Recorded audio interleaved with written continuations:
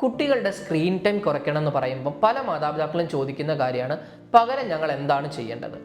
ഈ ഒരു സാഹചര്യത്തിൽ നമുക്ക് ചെയ്യാൻ പറ്റിയ 4 സിമ്പിൾ ആക്ടിവിറ്റീസ് ഒന്ന് ഡിസ്കസ് ചെയ്യാം. ഒന്ന്, റീഡിങ് ആൻഡ് സ്റ്റോറി ടെല്ലിംഗ്. കുട്ടികൾക്ക് ഏജ് അപ്രോപ്രിയേറ്റ് ആയിട്ടുള്ള ബുക്കുകൾ വാങ്ങിച്ചു കൊടുക്കുകയും ഈ ബുക്കുകൾ മാതാപിതാക്കൾ അവരോടൊപ്പം ഇരുന്ന് വായിക്കാനും ശ്രമിക്കുക. ഇത് കുട്ടികളുടെ ലാംഗ്വേജ് സ്കിൽ ഡെവലപ്പ് ചെയ്യുന്നതിന് ഒത്തിരി സഹായിക്കുന്ന കാര്യമാണ്. അടുത്തതായിട്ട് ചെയ്യാൻ പറ്റുന്നതാണ് സ്റ്റോറി ടെല്ലിംഗ്. കുട്ടികൾക്ക് മാതാപിതാക്കൾ കഥകൾ പറഞ്ഞു കൊടുക്കാൻ ശ്രമിക്കുക. അതുപോലെ തന്നെ അവരുടെ ഡേ ടു ഡേ ലൈഫിലെ കാര്യങ്ങൾ അവരെ കൊണ്ട് തന്നെ പറയാനും ശ്രമിക്കുക. ഇത് അവരുടെ കോഗ്നിറ്റീവ് ഫങ്ഷൻസ് ഇംപ്രൂവ് ചെയ്യുന്നതിന് ഒത്തിരി സഹായിക്കുന്ന മറ്റൊരു കാര്യമാണ്. രണ്ടാമതായിട്ട് നമുക്ക് ചെയ്യാൻ പറ്റുന്ന കാര്യമാണ് ഏജ് അപ്രോപ്രിയേറ്റ് ആയിട്ടുള്ള ടോയ്സ് കുട്ടികൾക്ക് കൊടുക്കുക.